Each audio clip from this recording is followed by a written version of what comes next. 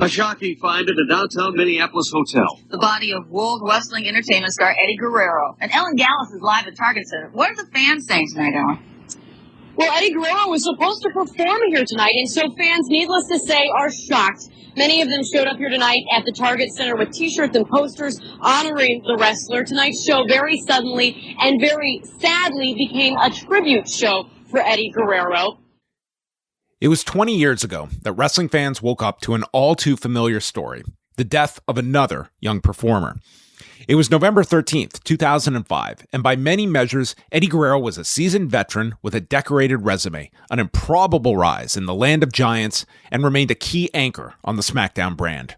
He was 38 years old when he was found in his Minneapolis hotel room, hours before a double taping of Raw and SmackDown, before setting off for the company's European tour. Heart failure was the culprit for a man who taxed his body both for recreational drug purposes in his past and the realities of being a little man in a big man's industry. It was an era when talent dying before their 50th birthday had become way too common, and we, as an audience, had become too numb to it. It was wrestling's dirty secret of the rigors of the road, the expectation of superhuman physiques, and an even more demanding traveling schedule to make all the towns and bring these comic book characters to life from coast to coast. Guerrero was considered an evolution of WWE's narrowing of who could become a star in its pipeline. The same company that plastered Hulk Hogan and the Ultimate Warrior on lunchboxes was also the company that morphed into the 90s with smaller talents like Bret Hart and Shawn Michaels. The company entered its second boom period with charismatic performers in Steve Austin and Dwayne Johnson, but hit a lull in 2003 when those two exited the company. The next wave of experiments on top featured Guerrero and Chris Benoit, the two being anointed as each brand's champion in 2004, resulting in a once memorable, now haunting image of the two embracing at the close of WrestleMania 20. It was symbolic in that the two smaller individuals were capping off the biggest show of the year in the promotion's home arena in the largest media market. Behind the celebrations and confetti were two men desperate to be among the best in their profession, and those realities included bulking their bodies and compromising long-term health with short-term fame and fortune.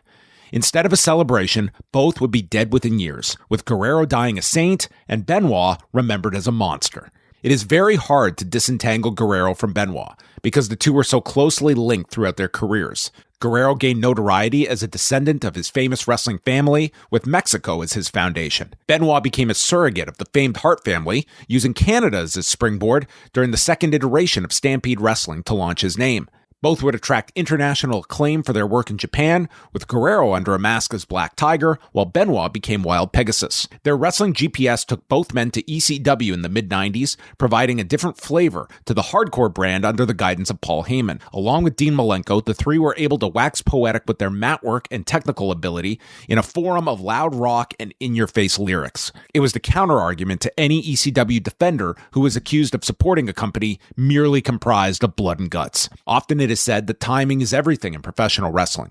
And in 1995, the launch of Monday Nitro and Eric Bischoff's full-throttle attack against the World Wrestling Federation required soldiers. In Bischoff's theory of becoming better than or different than, one of those columns was reserved for outpacing his competitor with better wrestlers and a more diverse style. Enter Benoit and Guerrero to shore up WCW's undercard, and the field was changing. The two were swooped up by WCW, along with Malenko, and further complemented its roster with the addition of Rey Mysterio, Juventud Guerrera, Jerry Lynn, Chris Jericho, and Psychosis, among many others. It was a laneway that WWF was not occupying, and Bischoff was savvy enough to see that high-end, state-of-the-art pro wrestling had a market and differentiated his product. This was exacerbated by the launch of its cruiserweight division and the wise choice of going against history and avoiding the light heavyweight branding. Guerrero was not pegged as a cruiserweight off the bat. In fact, it was the number 2 belt in the United States Championship, which he would win in December of 1996 as his first title in the company. WCW saw Guerrero and Malenko as players who could adjust as cruiserweights and be positioned in the U.S. title picture rather than being pigeonholed. Guerrero broke through in 1997 with a heel run that embodied the full-rounded nature of the 30-year-old. He exuded a demeanor that was second to none while also reaching a level of physical transformation where he became his leanest and most cut. While the industry was thriving with both companies increasing their popularity, the toll was being paid after the cameras stopped rolling. The combination of an intense travel schedule, the wear and tear of the rising scale inside of the ring, a party-like atmosphere in every town, and more money to go around, and it was inevitable that tragedy oddities would follow.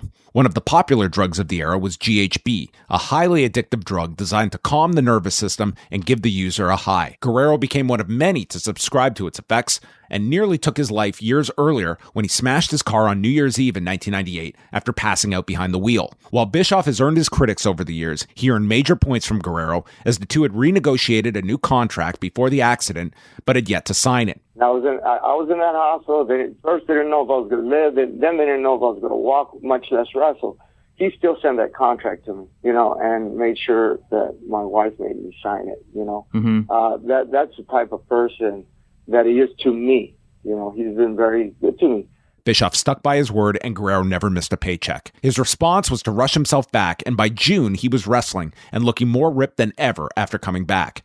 In Guerrero's book, Cheating Death and Stealing Life, he revealed an overdose that occurred in late 1999 and a subsequent issue over the holidays where he was shot up with adrenaline to continue breathing. Within 4 weeks, he had left WCW and was appearing on WWF programming after a walkout with Benoit, Malenko, and Perry Saturn during the peak of the Monday Night War. The bad continued as Guerrero's first match in the WWF resulted in a dislocated elbow and more time on the shelf. Despite his physical ailments and continued drug dependency issues, he soared in 2000 as the breakout personality among the Radicals and latching onto a compelling storyline with Chyna, aka Joni Lauer, which brought his personality to the forefront and re-engaged Lauer's character throughout the year. However, in 2001, Guerrero's problems persisted, and his best friends in the company had to take Jim Ross, then head of talent relations, aside and plead for help. They sent Guerrero to rehab in hopes of seeing a light at the end of the tunnel, but that light was a mere flicker, and by November, it appeared to be blown out. Guerrero was fired by the WWF, and life was about to stare him in the face and force massive change. His family life was no better with a separation from his wife Vicky. After becoming a major star with the top two promotions in the world, Guerrero had a hard reset and had to tackle the independent scene.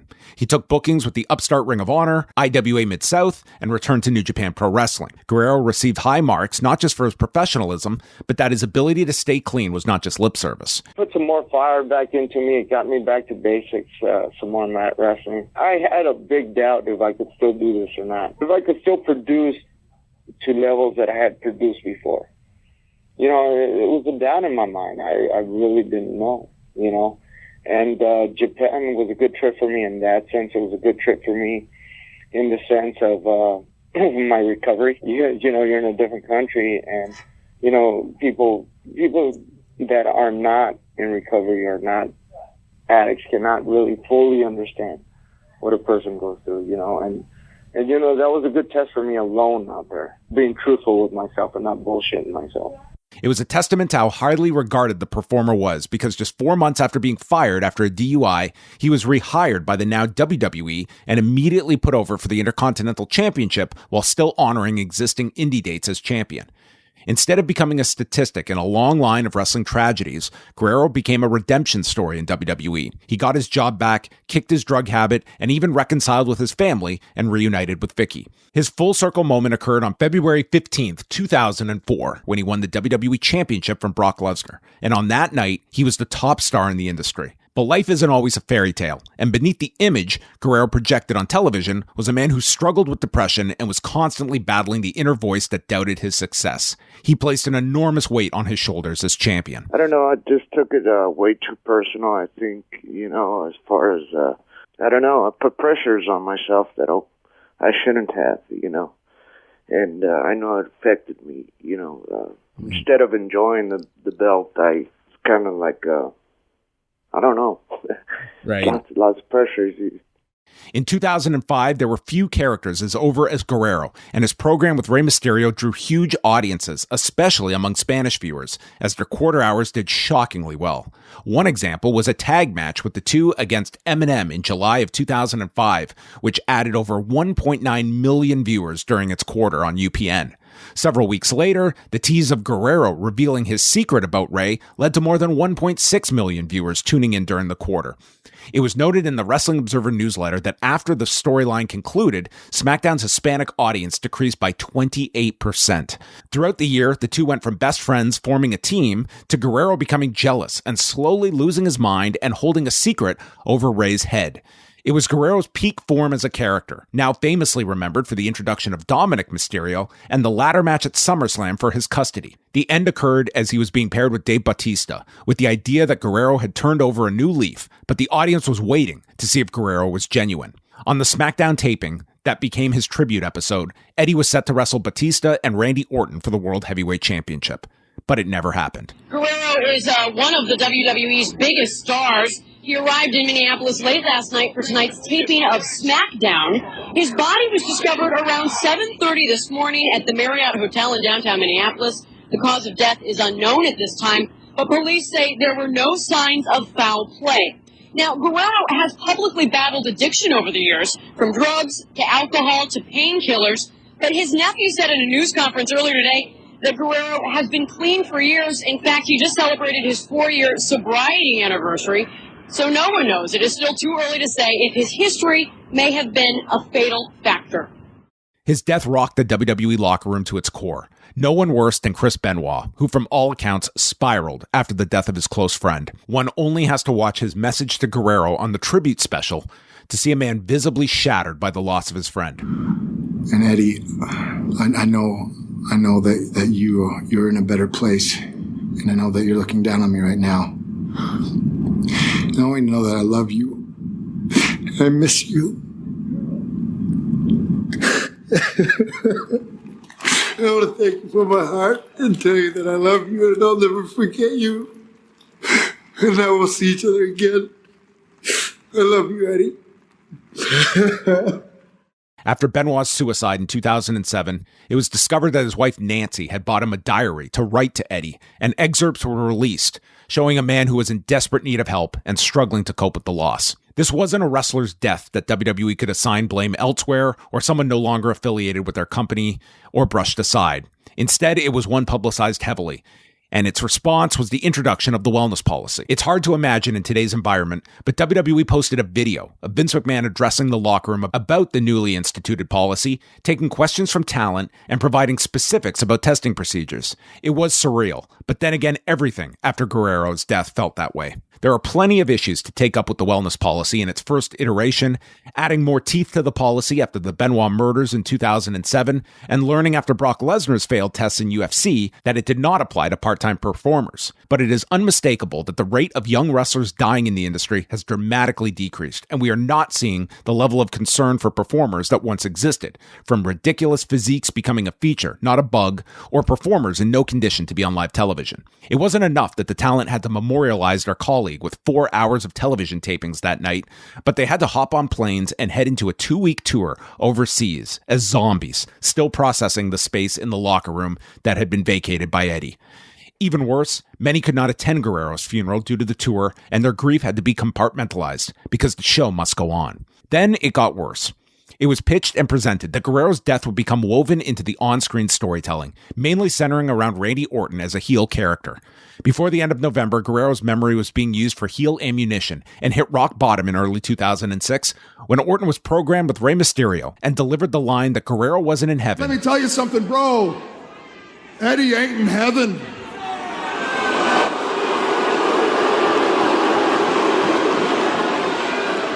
Eddy's down there. In hell! Come on, you're a jerk. This guy's a friggin' jerk. It was some of the dirt worst programming in WWE's history and left a bad taste across the board. Few attached to the company were willing to speak their true thoughts, but Mick Foley used his blog on WWE.com to condemn the decision. He wrote, quote, "It did not honor his legacy. It exploited his death. I hope it will end, and the sooner the better. For by exploiting his death, we achieve what I thought wouldn't be possible. We cheapen his life." End quote. In April of 2006, Guerrero was inducted into the WWE's Hall of Fame, with Mysterio, Chavo Guerrero Jr., and Chris Benoit inducting him. Only 14 months later, Benoit's horrific actions led to the deaths of his wife Nancy and son Daniel before taking his own life. While this period led to a wave of deaths in professional wrestling, few legacies have withstood such a length of time. 20 years later, Guerrero is fondly remembered as an all-around complete performer who elicits chants worldwide due to an influence on modern-day talents who grew up as fans of the late late star. WWE has managed to invoke his memory into the character of Dominic Mysterio, which has never felt like an exploitation compared to the company's handling in the immediate aftermath 20 years ago. Talents like Mercedes Moné have cited Guerrero as their driving influence and memorialized him through her ring gear and by incorporating the Three Amigos and Frog Splash into her repertoire. The, quote, Eddy spot was among the highlights as recently as Monday's Raw when John Cena won the Intercontinental title from Dominic, and a packed arena is educated and understands the spot instantaneously as an homage. The legacy of Guerrero has withstood after 20 years, benefited from becoming a celebrated figure of WWE's history, a major influence on today's talent, and someone whose ring work and promos cross over generationally. But it's also important to learn of the struggles he dealt with. From the tightrope walk of perfection he tried to balance from the start of his career, a demanding family legacy to live up to, a realization that steroids were a necessary evil to compete for top spots, and putting undue pressure on his body for years. Well, you've had a lot of chances to have some good matches with a lot of good young wrestlers in the company. Yeah, and it just hasn't been happening. Maybe I'm losing my touch or something. I don't know.